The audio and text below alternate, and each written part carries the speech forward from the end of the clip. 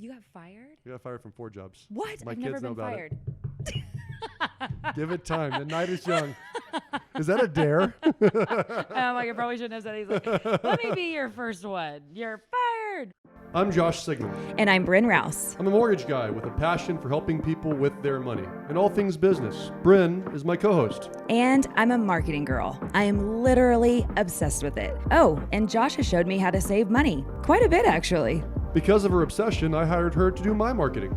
And we've worked together for 10 years. We launched Sigman Sense in 2020, a podcast about money. It's a podcast that teaches people how to save more, give more, create wealth, and retire early. And we recorded and published 34 episodes. People liked it, and it was so fun. But most importantly, we helped people. So we're excited to announce we're doing a second season. And we're mixing things up. We're moving away from money talks to focus on all things business. Leadership, management, team building, book reviews, hiring, firing, operations. Motivating teams, lead generation, time management, personality profiling, closing skills. And of course, money. And marketing. We are inviting you to continue this journey with us, and we want your input. What topics would you like to see covered? Email all of your ideas to our podcast email address, sigmansense@gmail.com. And be sure to click that subscribe button when you visit our channels. You'll get notified when we drop new episodes. Are you ready? Season 2, getting down to business. Welcome to Sigman Sense. This morning, so I work out the same place every single day, 5 days a week, basically. 4 days minimum. But this girl, like, there's no one there when we go in the morning. There's one girl that is there. Her name is Jess Davis. So I've got to give a shout out to Jess. And she's just a baller. Like, the girl's got kids and helps out with her husband's business. And she's just there. She never misses. So this morning she comes walking in. She's got a broken arm, or a broken wrist, I guess. Mm-hmm. And I was like, what's going on, Jess? And she said, well, I broke my wrist. I said, how do you do that? She said she was roller skating. And I was like, when? I broke my tailbone roller skating. Right? I was like, really? You broke your wrist? And I was like, when? She's like, yesterday. I said, and you're here. And she said, well, there's people with excuses, and then there's us. and I just love that. I think I've told that story like 5 times a day now. But that girl is a perfect example of, like, just get it done. There's a million and one excuses of why you're not going to work out, or why you're not going to make your sales calls, or why you're not going to write thank you notes, or what derails you. Yeah, it's like whatever, there's something that always happens. And she said, well, I've got another arm I got to work out, and I've got 2 legs I've got to work out. And, it's super impressive to me. So I thought I'd give her a shout out this morning. But what we wanted to follow up on is our second part of the conversation about negotiation skills. And wanted to go ahead and dive right back in, if you're good with that too. Absolutely. So where did we leave off? We left off with kind of the mindset piece, right?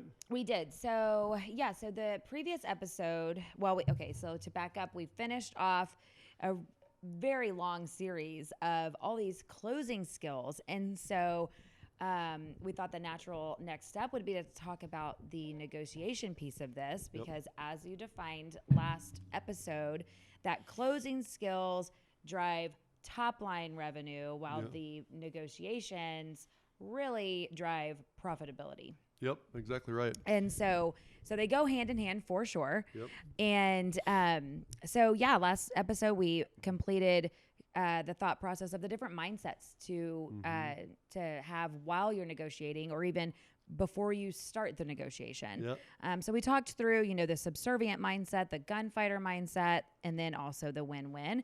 And so now we're going to go into the actual skills and really what it looks like to be uber committed to your value, product, service, and why that plays such an important role in your negotiations. Yep.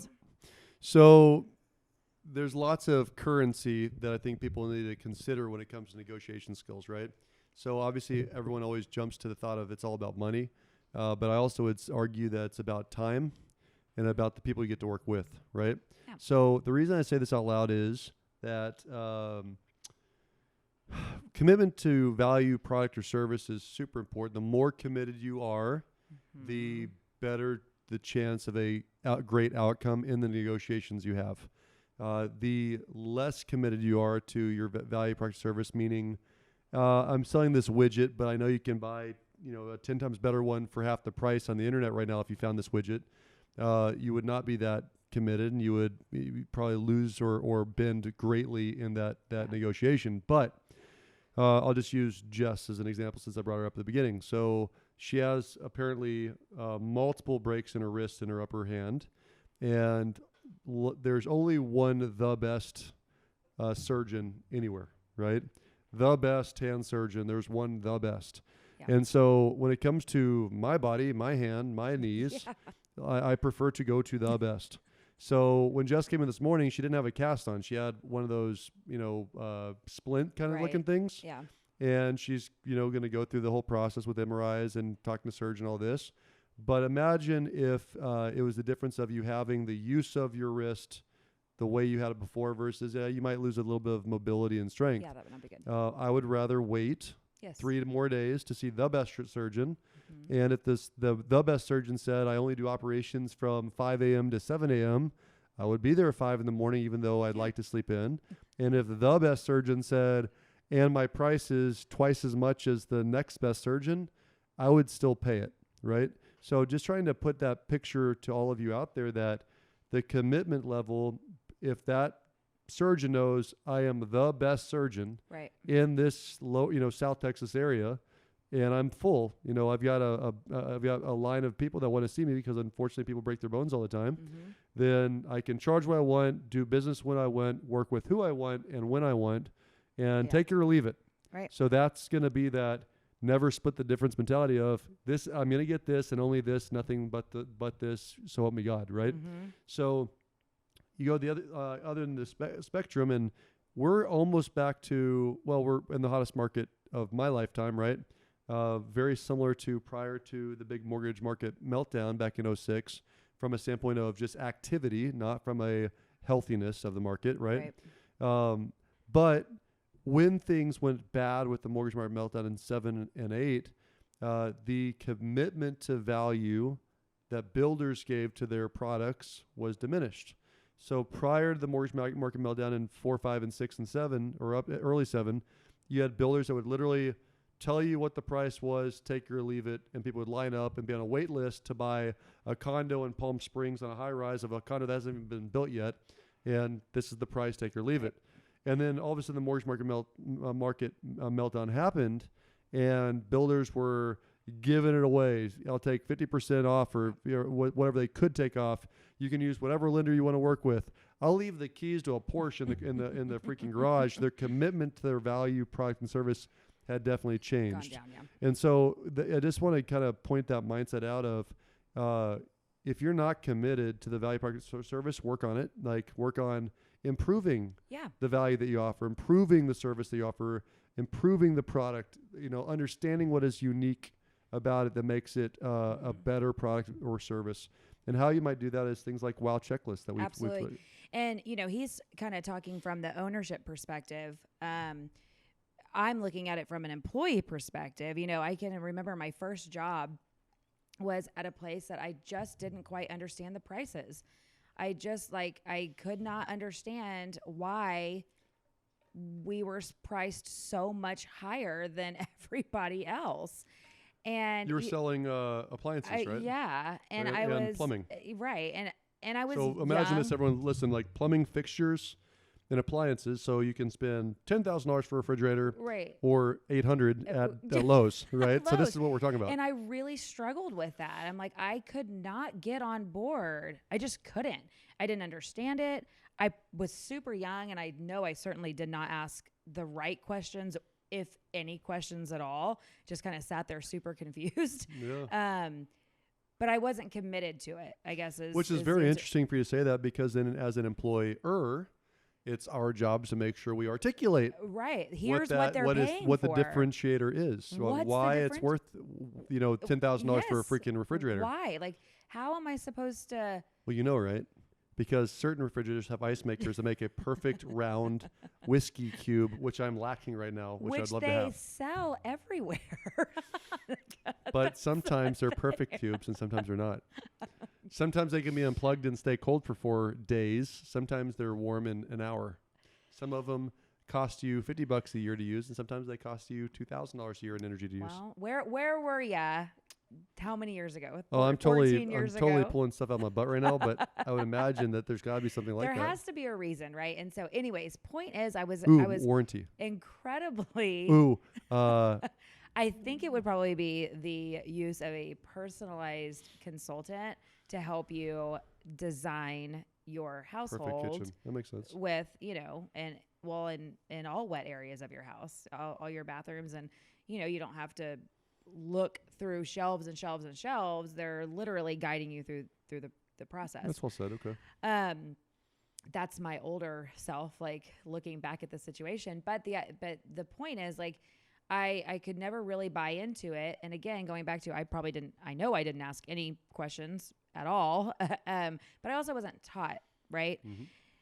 Fast forward to today, where I believe so very much in our value, product, and service that I'm able to get lots of personal friends and family members to allow us to help them get their mortgages for no other reason than I am terrified if you use someone else. Please don't do that, because I don't want to see you get taken advantage of. I don't want to see you have a horrible experience. And I know that my team won't do that to you. If for any other reason, then my team is accountable, highly accountable to our referring partners first and foremost. But I also believe in what we've built. And that comes across, right, to my friends and family. So, make sure that if you're an employer that you are constantly working on it. But as an employee, make sure that you're really bought in. Or you understand it. And you ask questions. Or ask the questions. That's super interesting. Ask the questions. Why? Help me understand why. It's very interesting. Like, imagine being a business owner that built this, like, legitimately the best widget of all time in its space. And it's marginally more expensive, but it is for sure the best. For sure, and worth it. And literally have people in the front lines talking to clients that have no clue why it's worth the difference. Why is it worth the difference? That's super interesting. Very interesting, right? I bet you that is, first of all, it's costing people millions of dollars in businesses a year, but if you were an owner, we probably just made you some money. 100%. Right there. So that was worth it. So share this with your friends that sell widgets. Yes. Okay. Make sure that people know why. But, again, it'll help them sell, but it'll also help them be way more committed. And if they do have negotiation power, right? Like some employees do have negotiating power, some don't. But if they do, you better believe that if you've got their buy-in, they're not going to give away your money as quickly. That's right. For sure. That's well said. That's an angle I've never thought about. That's very well said. So then, clearly it's out there. So separate the training, work on it for yourself, work on it for your company. Like plus ones are what we're talking about here. There's a book called Raving Fans that if you're really struggling with, if you have control of a division, a company, a team, working on improving the quality of the service or the product, would be a great place to start. Would be a book called Raving Fan by Ken Blanchard. Raving Fans by Ken Blanchard. And there's a couple comments from that book that I really love that have stuck with me for over 15 years. Namely, the most important one is they say listen to the silence. Okay, so what listening to silence means is that the average American is afraid or doesn't think it's valuable or that it'll be heard. They will not give you negative feedback. Right. The average person won't. Now, we assume that as Americans that no news is good news, which couldn't be further from the truth when it comes to business. Right. If people aren't standing on the mountaintops yelling your name and saying that you're the best, then you're just like everybody else. So let's use the analogy given in the book about wait staff and bartenders. Okay. So if I were to ask you, and both of us used to serve, as far as like we didn't serve in the military, we served liquor. Okay, just me. Yes, I don't want to. There is no bullshit valor on this side. Like I'm not claiming that. I am claiming that I know how to throw beers. Absolutely. Right? But we both served alcohol, and I don't know about you. Did you ever wait as well? Did you wait tables? You Oh, waited. yeah. Okay, so you did both. Yeah. Oh yeah, because you started there, then you met your husband, so you worked your way in the bar. Yeah. Got it. Okay. But hello, Working your way I up. started at 15 years old waiting tables at IHOP at 1604 Okay, and good. 281. Good. I So mean, we're on the same page then. yes. So my first one was a Mexican restaurant. You got fired from that job. You got fired? You got fired from 4 jobs. What? My I've kids never know been about fired. Give it time. The night is young. Is that a dare? I'm like, I probably shouldn't have said it. He's like, let me be your first one. You're fired. I've never been I've been fired. fired by 4 jobs. Well, that's Actually, a different episode. Okay, well, I do say this. There's a little caveat. I did have a You were about to be manager- fired, so you quit. No, I did have a manager attempt to fire me. And by the time I got home, the owner had called me and said, screw that guy. You're not actually fired. You make sure you show up for all your shifts. That's hilarious. Sorry, manager. That's funny. I messed with That's you. funny. Tried to fire the wrong person. Was it your husband that fired you? Nope. Okay, just making sure. It's the guy who wanted to be my husband. So, where was I going with this? God, we digressed badly there. You worked at a Mexican It was food funny though. restaurant. No, back up. Back it up. What was the last thing we said? We waited tables. Shit, where were we Oh no, saying? okay, yeah, I got it.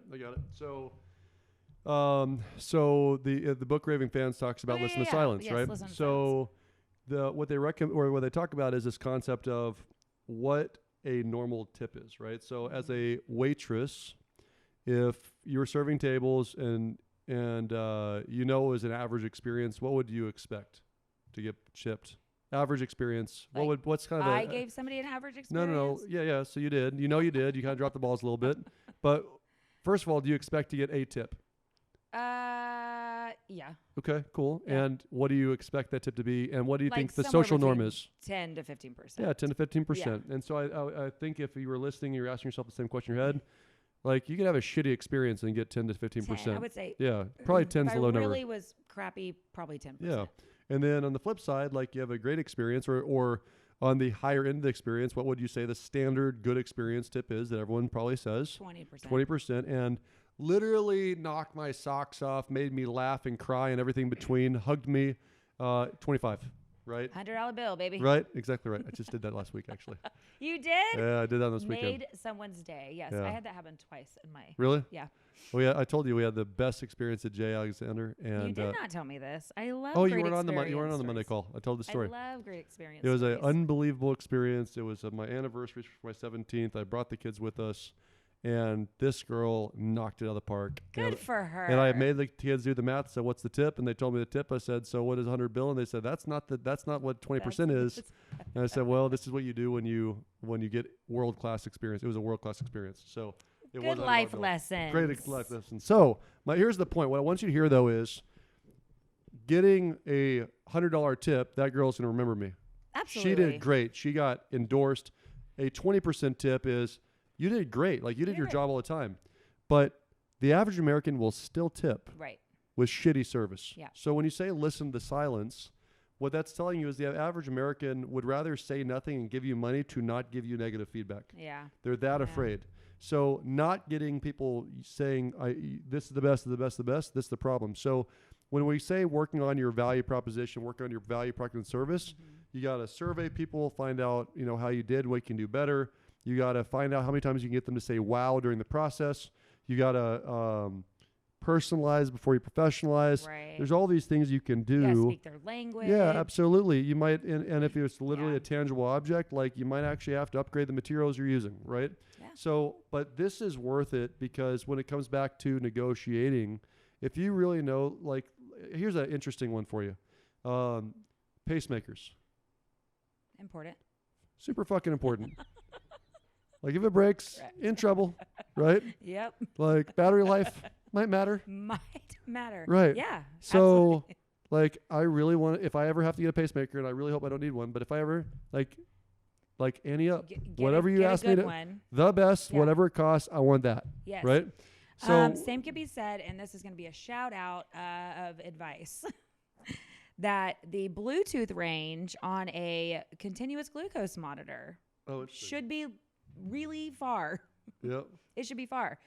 And I say that because my son obviously is a type 1 diabetic. He wears a continuous glucose monitor. And if he's not close enough within Bluetooth range to his phone, I get cut off from all readings, which means he's on his own. So do you constantly yell at him like, carry on your phone? Yes. And I constantly yell at my kids, yes. don't carry on your phone? I'm like, here's the thing. If you were a 17-year-old girl, this would not be an issue. If it were me, it would not be an issue. Like, my phone is always there. That's funny. If I didn't want him to have his phone, it wouldn't be an issue. But funny. because I'm like, where's your phone? He never has it. So they need to increase the technology and spend the money on better it needs Bluetooth. to be better Bluetooth range. That's interesting. So we're going to turn the corner here. So I think everyone gets the idea, the concept behind the more committed you are, Yes. the better the negotiation outcome is going to be. I think the last example I'm going to use here before we go into tactics is maybe you're a person that's listening. You're like, I could never ask for something. I could never have that conversation. I could never give that kind of feedback. What the mental idea and how huge this concept is the I don't even know how many people die of cancer every year, but a whole lot. I lost three friends in the last 60 days, specific to leukemia and lymphoma, believe it or not. So that being said, if somebody developed a pill, and that pill, this one pill, could prevent you, if you took this one pill, from ever getting any type of cancer ever, what could you charge for that pill? If you were a salesperson, what could you charge for it? Whatever you want. Okay, and here, let's say that pharmaceutical company told you $1 million. $1 million. People would say, I could never sell a pill for $1 million. Guaranteed you would. Yeah. If you actually believed, going back to your belief, if there was financing. if you really, if you actually believe that this pill Yeah. would prevent you from getting cancer, and let's say that you know that this person's mom died of breast cancer, Let's say you have right? cancer Or that as well. or had cancer. Yeah, the reality is that the negotiation becomes null and void. It's like, this is the best. They're committed. This is what it costs. Like, beg, borrow, or steal. You're going to be able to sell that, right? So the last piece then is the tactics, some basic tactics. And there's a lot more than the 4 we're going to cover today. But these are 4 that you and I learned through a coaching program called Visage years ago. And it's worth sharing because I think that they're the easiest. So if you've never considered yourself to be a good negotiator, these 4 tactics alone are enough to A, make you laugh because they've got some good stories behind them. Funny. But B, they actually freaking work, and C, they will save you or make you money depending on your use of them. And they're easy to practice. Okay. Yeah, totally. So which of the 4 do you want to start with? Pick one, anyone. Silence. Oh, okay, good. Silence. So silence is literally a negotiating tactic, and I always say it's best used on children and husbands, right? And parents. No, I have a really funny story. You have a funny story too? Okay, we like story time, and we're not in a rush. So silence. So silence is literally one of those things that should so let's start with, when would you use this? Okay. Whenever you're in a negotiation moment where a number is dropped that is so asinine out of this world, it's best met with silence. Because what you're trying to do is get people to negotiate against themselves before you start negotiating with them. So let me give you a great example. So especially in this market, it is not normal to get off the listing price, let alone well below the listing price. But there's still investors out there that fire thousands of bullets a day to lowball houses to see if they can get one, right? So let's say that a house is listed for $300,000. It is worth $300,000. The seller would be willing to let it go for $295,000 just to get out of it. And let's say that an offer comes across at $250,000. So $300,000 list price, seller's willing to let go for $295,000, although the buyer doesn't know that. Buyer offers $250,000. Okay. What the most common weak negotiator, realtor, and seller would do is the realtor would come back into the seller and say, hey, we got a live one. We have an offer. It's not what you like. It's $250,000. But let's go ahead and keep this offer going. Let's go ahead and respond back at $295,000. Let's see what they come back at. Right. So by returning the offer with $295,000, the list price now is null and void. The $300,000 wasn't a real number. Right. Like, you're starting now at $295,000. You're not starting at $300,000, right? And so what ends up happening is, again, usually buyers and sellers meet somewhere in the middle. Maybe that seller lets it go for $292,000 or $290,000 because the weak ass realtor kept that negotiation going. The better response, exactly right. So the better response then is nothing, silence, literally that tactic. So what would happen is offer comes across to 250, agent receives it, says nothing. The buyer's agent calls up the listing agent again, says, hey, did you receive my offer? Yep. Day goes by. Buyer's agent calls back again and says, hey, did you and the seller review the offer? Yep. Says nothing. Eventually, the buyer's agent's going to get the point and go back to the buyer and say, hey, if you really want this house, it's not 250. Let's make a better offer. So maybe then they pop it up to 275. Here's the point. You want the negotiation to start closer to where you want to be, then you drop the first number when it comes to that kind of scenario. So silence is the example. You want to tell your funny story first, or do you want me to? So, I share so much of this stuff with my kids, specifically my 17-year-old daughter, but this was probably 2 years ago. And her boyfriend at the time, maybe it was only a year ago. Anyways, her and her boyfriend at the time were in an argument. And she goes, but don't worry, I have not responded because I know you've always said the first person to respond loses. That's awesome. See, you are making an impact on that girl. So proud. Good job, KK. So if you're listening, proud. So proud of you. I'm like, that is hilarious. So let me be the guy that's a dummy, right? So the opposite side is when I was much, much younger, probably in my mid-20s, I was already married. And some of my buddies from college were back in town. And we ended up going out way late, like not appropriate late. We didn't do anything wrong, but it was way, way too late to get home. The only thing you did wrong was stay out way too late. Well, yeah, for sure. Well, here's the stupid guy logic. You're with me on this one. The stupid guy logic is, at the time Chrissy was teaching as a school teacher, so it was like a Thursday night. So I knew she was going to be asleep after 10 anyway, so I was going to see her anyways. Yeah. So if I got home at 10 or 12, it didn't matter, right? And she was going to be up at 5 in the morning to go get ready for school. And I do understand that logically. It's like, if I miss the most crucial point of the evening, I don't see her. What's the point? Dinner, baths. Like if I've already missed that, you better just stay on. Stick on. So that's what I thought. It's bad logic, by the way. It is horrible. So what ended up happening was, it wasn't 12 o'clock. It was probably 2 or 3 in the morning. I come walking in, and I'm tiptoeing in, but no big deal. Chrissy's for sure going to be asleep. So I walk in, and Chrissy is not asleep. She is sitting on the couch. And I remember looking at her. I was like, hey, babe. And she didn't say anything. Silence. And I say, how are you doing? And she said nothing. Silence. And I was like, are you okay? And she said nothing. Silence. And I swear to God, I became like the exorcist of information.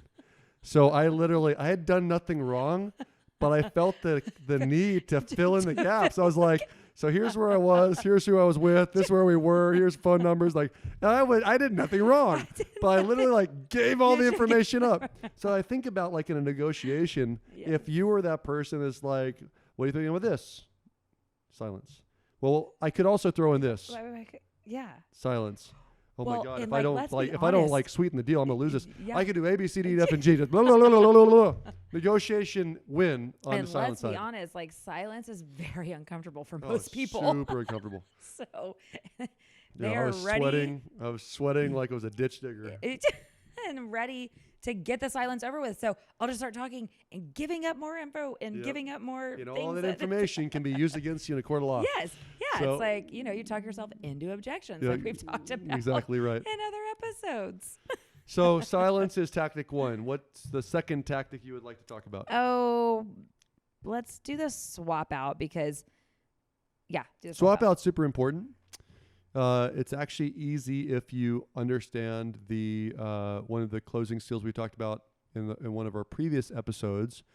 But basically, it is a obligation close is what you're looking for. Okay, so what a swap out is a very powerful negotiations tactic insofar as you're not agreeing, but you're also not disagreeing, and you're leaving the conversation open so that you're not the one making the final. So that you are able to make the final call. Okay, let me say this again. Yeah, say it again. You are not agreeing to what was presented, but you're also not saying no to what was presented. So you're trying to find a middle ground. So you're going to come up with a different solution. So here's a different potential solution. What do you think? And it gives me the final say. So, for example, I'll use real estate again. So we're negotiating, and you want the price of $300,000 on this listing, and I didn't really think it was worth more than $290. But you have some really heavy duty badass furniture in the kitchen that I like.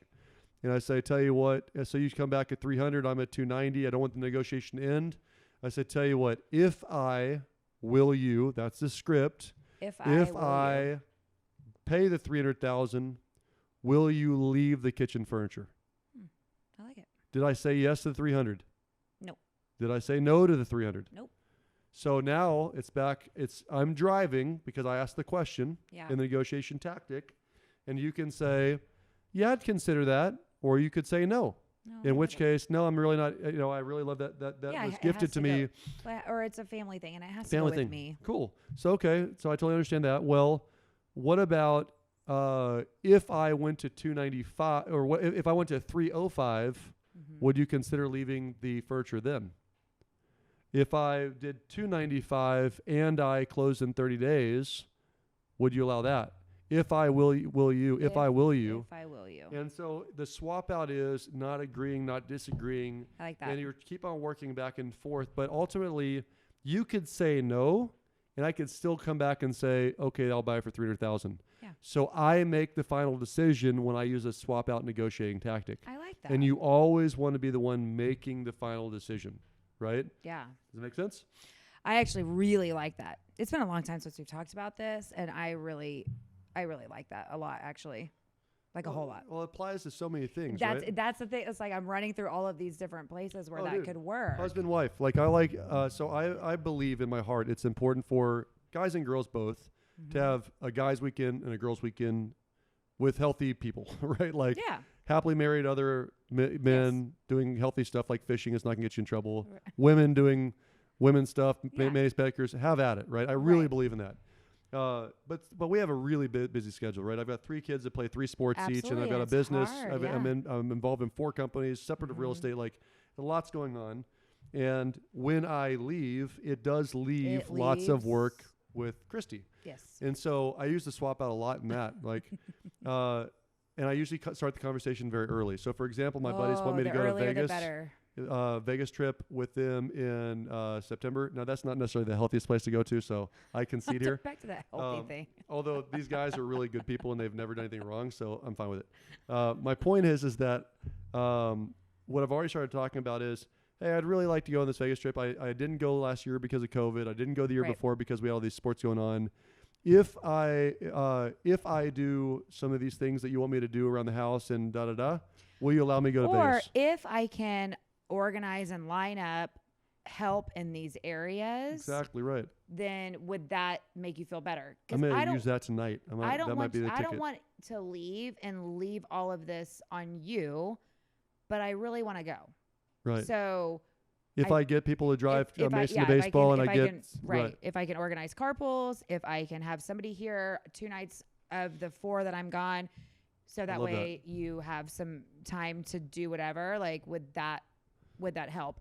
And now I'm like, guys thinking take about notes. Like that was well said, and insight into a woman's brain. Yes. Like I need to do it that way. That's yes. Remove, like, the hardest thing is being alone with all the kids, right? Especially when there's multiple and you've got multiple, they have to be multiple places. So understanding what the challenge is and then removing things related to that challenge. Yep. And Randy Rouse actually does a very good job of this. In fact, the reason I went to that example is because anytime he wants to go and do, that's normally the place he starts, is because I don't mind being alone. I don't mind any of that. But it's like, how are you going to leave me with all these freaking kids? Like, how are we going to get everywhere? So he always is very good about, like, talk to my mom. She'll be here to do this. Your mom can do this. So take note. So if I will you Yes. is called the swap out. Yes. A fantastic negotiation to keep you in the driver's seat to make the final call, but without closing the conversation. Yes. What's I love the that. third tactic you'd like to talk about? The sidestep. Oh, side steps are great. We actually, I think, referenced this in We the closing, did. right? We did. So the sides. But in the previous episode, you referred to it as the swap out. So we have to make a little correction that it's actually the that's- sidestep. You're absolutely right. The sidestep. Oh, I called it the wrong name, didn't I? Yeah. I make mistakes. It's I true. mean, jeez. So the side step is best done in person. It's only because of the use of nonverbals that are super important. But the whole idea, so again, going back to when would you use this and why would you use this? It's anytime somebody's trying to peg you on a price before you have the opportunity to demonstrate the value, product, or service. It's just a bad place to be, right? Anytime somebody tries to, so think about that subservient mindset. Anytime somebody says, get to the point before you can do your pitch, Right. you got to sidestep it somehow.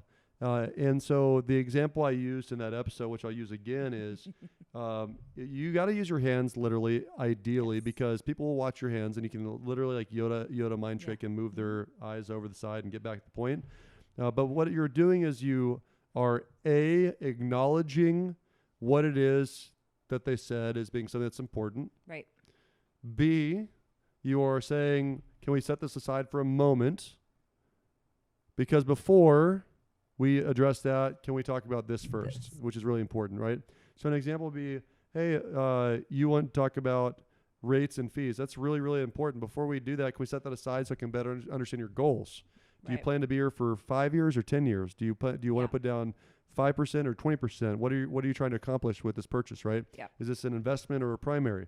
So definitely cover your rates and fees questions. That's super important. But just for a moment, can we talk about what your goals are? Set that aside for a second. So the whole idea behind this is to allow you to go through the normal way of doing business if you're a business owner, or to get refocused on a different area, which, be careful how you use this on your spouses, right? So the story goes that. So what happened was. I guess so funny. So what happened was, I'm supposed to take out the garbage like a good boy, and I didn't. And I came home, and the garbage was in the back door, blocking my entrance. Super. So you couldn't avoid it, to be clear. That's why we put stuff Well, it was there. rude. It was in my way. So, Mac, so it was in my way, and I'm tall, so I could step over it, which is the perfectly things I don't normal. want my family to forget. I literally put in their way, in their path. Yep, that's passive aggressive. You know that, right? And I I don't don't want deal them well. to I don't deal forget- well with passive aggressive. I don't want them to forget their water when they go to practice, That's so very I put kind of it in the doorway. You're saying that only with to anger. get home. Look how angry you are. You're only so to get angry. home and it's still sitting there. They're just children. Stop yelling at your children. You had to literally kick it out of the way to avoid it. So I stepped over this bag of garbage that I should have taken out, and then I went and sat down on the couch, and my wife came over to me, correctly pissed at me, and she's like, give me the riot act, like absolutely wrecking me. And I was like, and I just learned the skill. It I was wasn't like, about the garbage, right? I'm sure it was like the last thing I had done That was in a just the series straw. of things, right? That was just the straw. So literally, I was like, baby, that's super important. You're right. But just for a second, can you sit down with me and tell me about your day? And all I did was I literally just waved my hands in front of her, so she's looking at my hands. I moved my hands to the side, put her down on the couch, put my hands back in my lap, and said, "Can we just talk about your day?"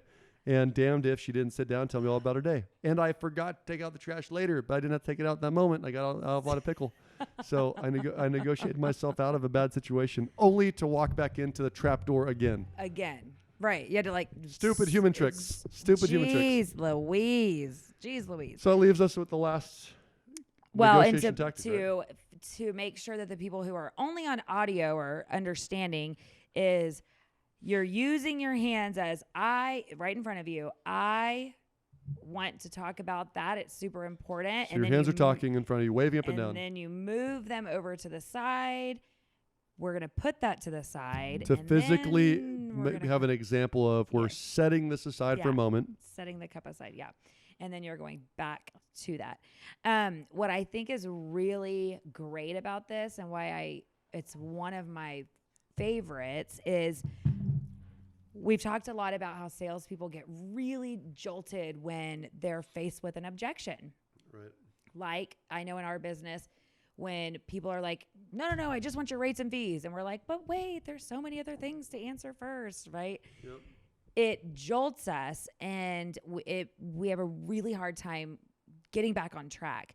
And so this is a beautiful way to say, I'm not ignoring you. I know you want rates and fees.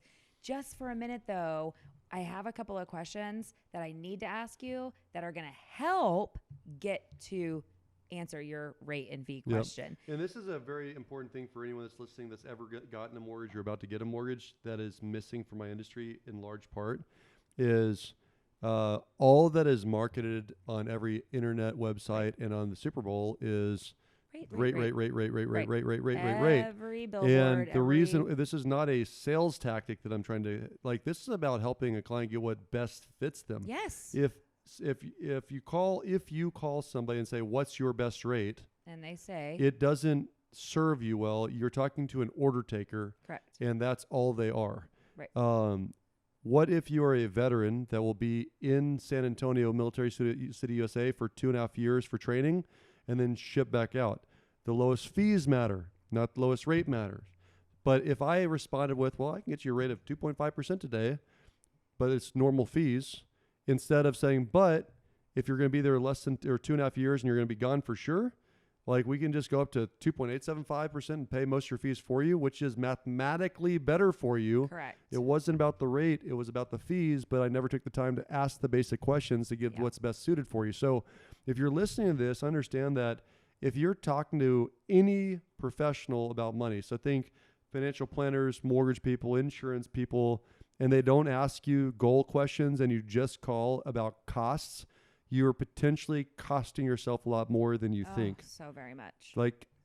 It's staggering to me. Yes, But totally, anyways, totally. last skill. What's the Okay, last the one? last one, and this was super fun and also hilarious, which is the flinch. So the flinch is real. So when I was taught this, I was told that 10% of all of Americans are flinchers. Okay. So when you think about flinch, literally think, Josh, what's your interest rate? 3%. What? Are you kidding me? That's crazy, right? So that's what a flinch feels like, sounds like, verbally or non-verbally. Mm-hmm. We've all seen that. Maybe one of you are that, right? But the proverbial question is, well, why do flinchers flinch, Bryn?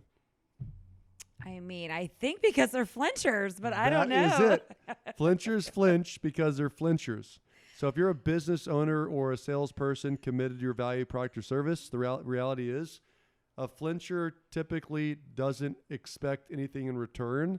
It's just a test. Just a reaction. It's just a test reaction to see how committed you are to your value, product, or service, which is typically taught by generations of their family or their background or their ethnicity in some cases. There's certain ethnicities that argue this is, if you don't get something, then you left money on the table. If we've all heard that if you don't ask, you don't get. Yeah. Right.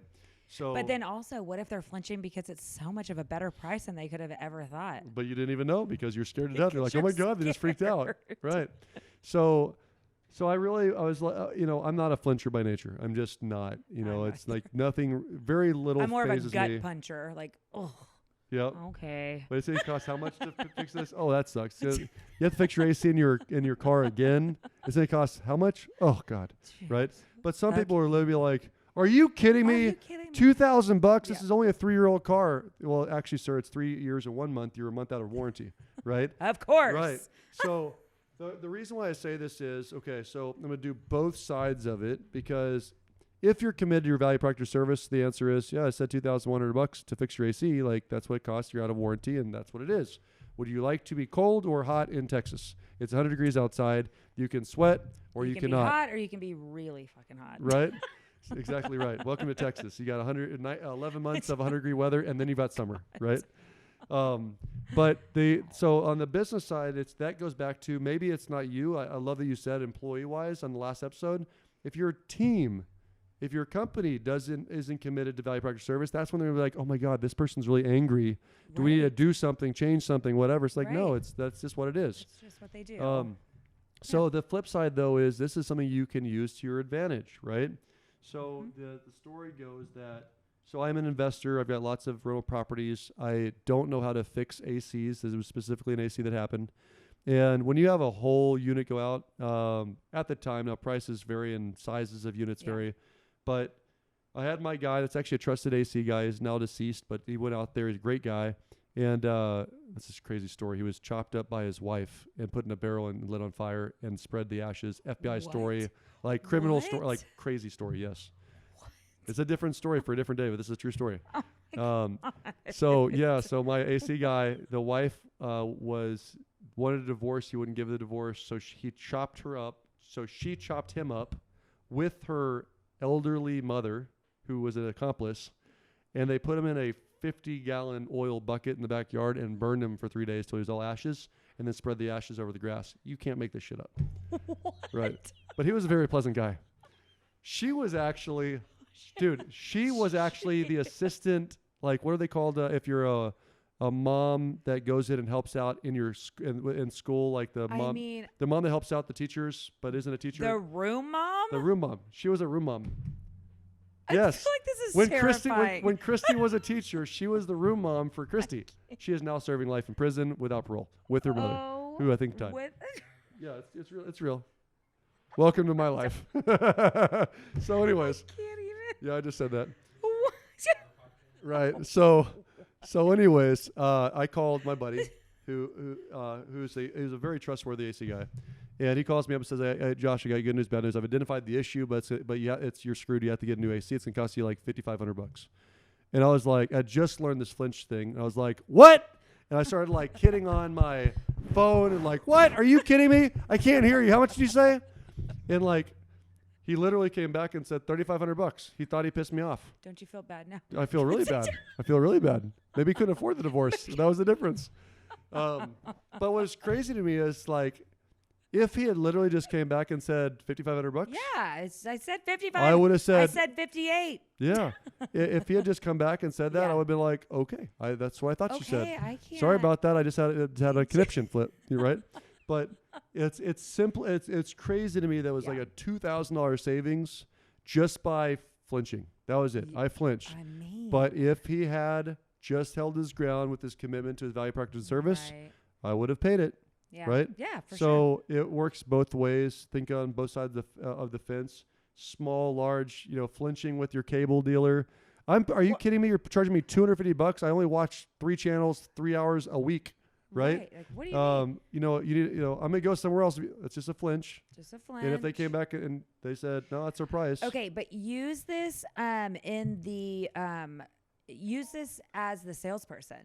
Use this as so if someone comes to you and says, well, I was offered a rate of 1.5% by my bank.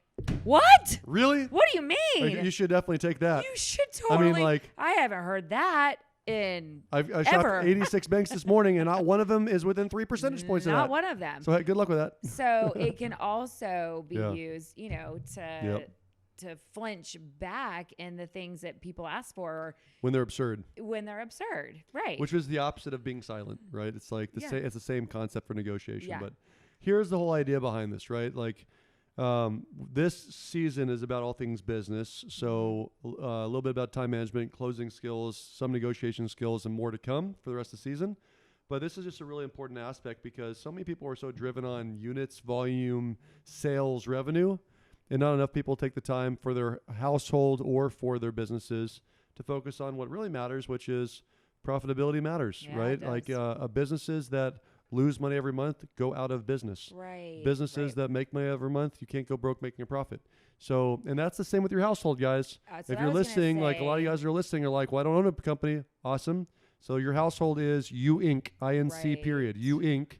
So your business is profitable or not. You're saving money every month or you're losing money every month, which is, i.e. adding credit, adding more debt. And we can always tighten the belt, and just because you are doing a great job saving money does not mean that there's not areas that you can get better at. And just because you're earning more doesn't mean you're keeping more. Oh, earning more. I need a raise. Cool. I still somehow spent more than I made, even though I got a raise last year. It's like, that's the difference between top line revenue and savings, which is bottom line, right? What are you keeping? What are you keeping? Cool. I hope you guys enjoyed this one. They're crazy stories. So fun. Absolutely. So if you want any more information or if you have a topic, an idea, anything like that, you can find us or email us at sigmansense@gmail.com and tell your friends and the people that you love. Share the entire podcast with them. If you have any entrepreneur or CEO type friends, they'd like the information as well. Specifically, your salespeople friends. Absolutely. There's probably some good things for them. Feedback is a must. Remember, we're listening to silence. So Absolutely. if you are ranting and raving and passing on, we really appreciate it. If you're not, if you have some feedback for us that we can improve on, we'd love to hear your thoughts, opinions, and your own stories. So until Absolutely. next time on Sigman Sense, we'll see you later. Cheers. Bye, guys.